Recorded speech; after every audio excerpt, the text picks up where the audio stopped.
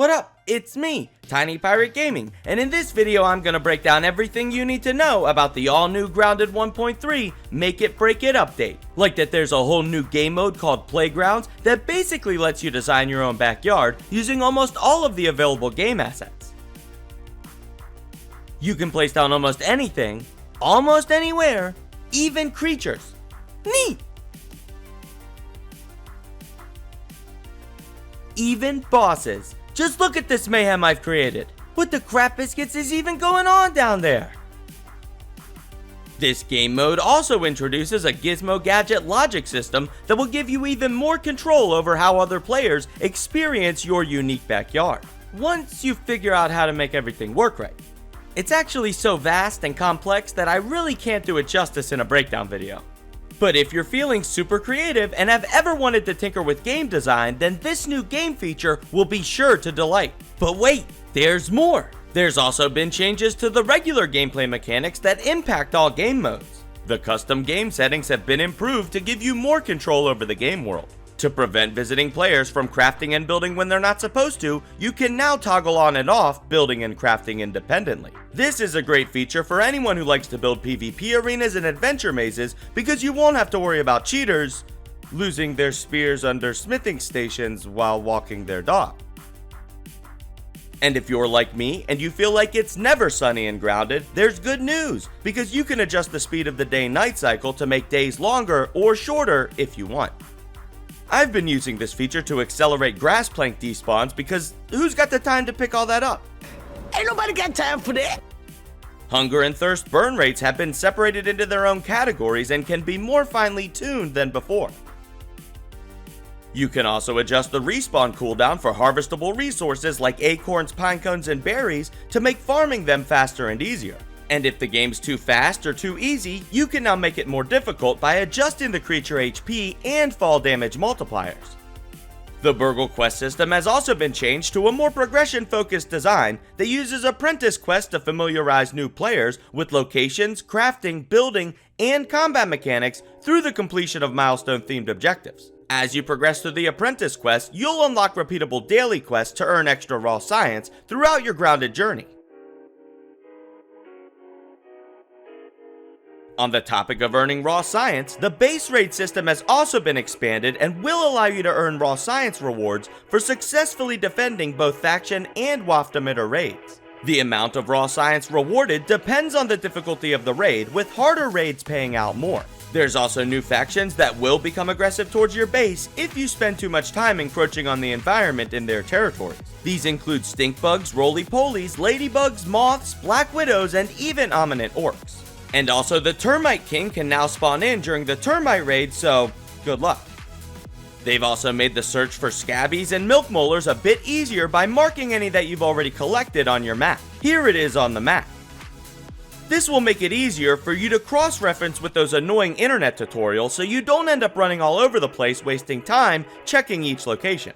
When you drop or trash items from your inventory, you'll be able to adjust the quantity. And if you have too many zip lines and can't tell which ones go where, now you'll be able to label them with names so that you do know. And knowing is half the battle.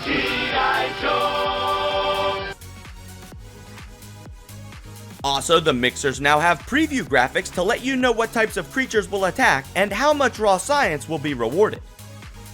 A new mutation called Battle Buddies has been introduced that will reduce the damage dealt and received to other players in modes with friendly fire activated. 3 new trinkets have also been added that can establish combat roles for team members during a multiplayer adventure. The Nifty Needle is for your ranged attackers and will boost the damage of fully charged ranged attacks. The Sturdy Shell is for the tanks because it boosts friendly fire defense and triggers major threat, which means they'll attract most of the enemy aggro. Astonishing Acid is designed for your DPS attackers to use their combo finishers to deal heavy-hitting damage, which gets boosted even more when this trinket is equipped. Now that's a lot of damage! Which leads us to our next significant change, the combat system. The damage modifiers for the attack combo have been changed again. Now, the first 2 attacks in the combination both deal 100% damage and the combo finisher deals 125%. Also, charged attacks have been overall boosted. There's also now a chance for you to land critical hits without using a modifier like coup de grace, giving the combat system a more balanced design than before. All of the two-handed weapons have been changed to have faster attack animations, and the swords in particular have been given this really awesome stab animation. Neat! You'll also always sprint now if you have stamina. You have to toggle the sprint button off if you want to walk. You can change this in the options menu, but there's no setting that matches the original feel. Not that there's anything wrong with that, it just takes some getting used to. Consumable healing items now have a 4-second cooldown timer between uses, so no more spamming smoothies. But don't worry, this is counterbalanced by boosting the effectiveness of healing items so that you shouldn't need to use as many as often as you did before. The low tier slop smoothie recipe has been replaced with a new smoothie recipe called Soothing Syrup. Dandelions aren't trinkets anymore and no longer need to be equipped to be activated. Instead, they are a one-time use item that triggers as long as you have them in your inventory. Because of this new function, dandelion tufts can now be stacked in your inventory, and cutting down dandelions will reward you with significantly more tufts than before.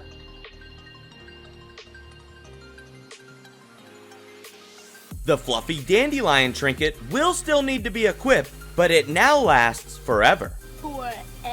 Forever. Forever.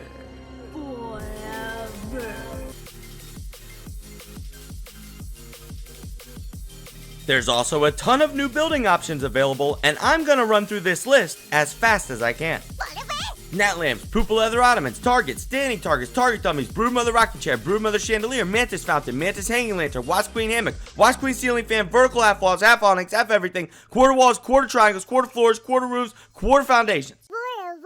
But that's not all, because there are also some noteworthy changes to various places, events, and creatures around the yard. Like this new throw animation. I think it's new anyway. And these clippers in the hedge, and the new branch lights. The molar that was inside of the chest with the salty morning star has been moved to one of the damaged lab modules in the hedge lab. There's also a cool new cutscene that plays when you complete the pond lab now. Neat!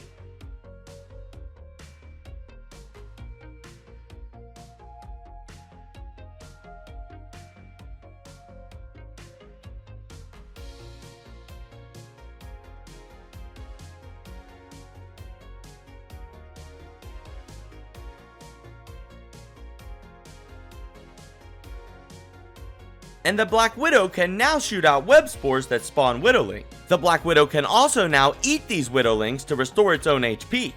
Brutal. And finally, what's the deal with this mystery door? What are you hiding back there? What is this? I don't know, but I'm gonna classify it as weird for now. Oh wait, I almost forgot! Basketballs!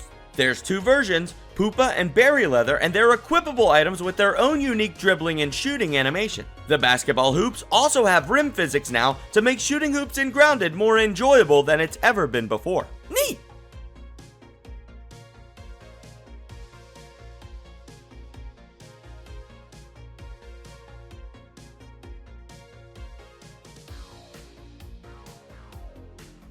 Gnat lamps, purple leather ottomans, targets, standing targets, target dummies, broodmother rocking chair, broodmother chandelier, mantis fountain.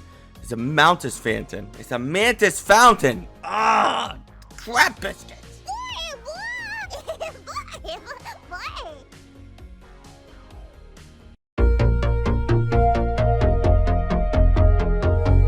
Whoa, I'm not just small, I'm tiny.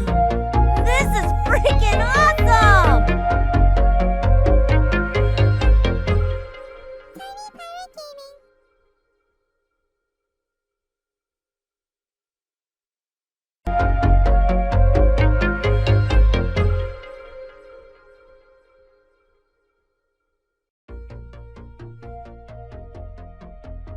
What up? It's me, Tiny Pirate Gaming, and if you're a fan of Grounded, what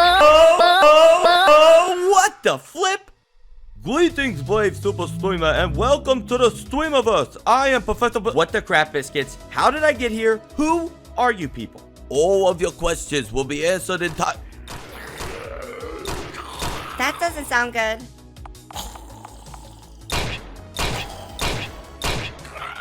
Take that, you memory munching meatbag. Is this the guy, Professor? Are you yes, the guy? then, well, it What but is happening? you see, well, We don't have time for questions, son. We're in a whole crapasket load of trouble here, and we need you, Mr. What's his name? What's your name, son? Oh, what up? It's me, Tiny Pirate Gaming. And if you're a fan of grounded Jeez, that's a mouthful. All right. I don't need to hear your whole shtick, kid. Here's the deal, TPG. We've got a swarm of brain barf and booger blasters about to bust into this hideout. It's actually a horde.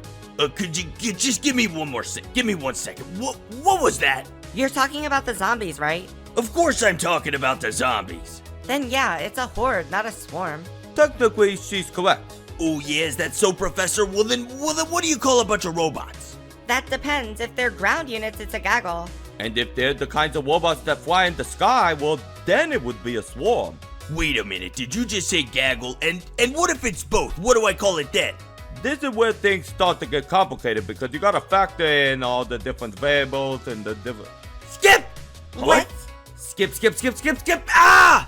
What am I doing here? What do you people want? I have voice lines to record. Oh, that's right. The horde of zombies.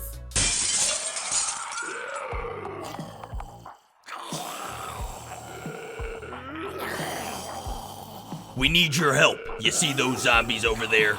Oh yeah, look at that. You want I should go bash them? Well, yeah, that's sort of exactly what we need. Neat. Wait a minute, don't you want to do the tutorial first? Now I'll figure it out. I don't need tutorials. I make them.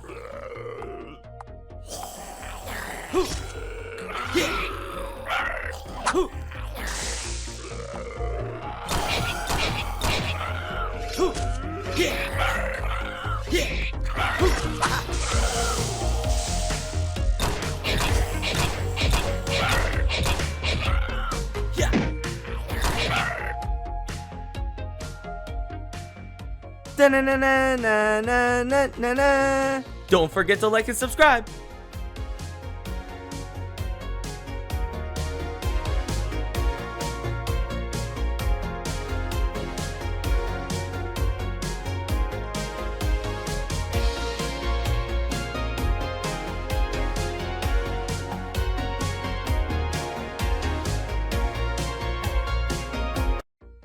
What up? It's me, Tiny Pirate Gaming, and if you're still watching, then I just want to say thank you so much for your support. I work really hard to put these videos together for you, and I hope that you enjoy them. I've also recently activated channel membership, so if you want to support the channel even more and help me create more better content in the future, then consider becoming a channel member. And now a special thanks to the S-Class channel members, Rambo Robbie. Is that it? Well, I mean, no, there's nothing wrong. There's nothing wrong. It's just I'm supposed to read the list really fast. You know, it's supposed to be like really hard, but I mean, that was kind of easy. Anyway, thank you so much for watching, and until next time. Arg, matey, watch your step. There be a tiny pirate here.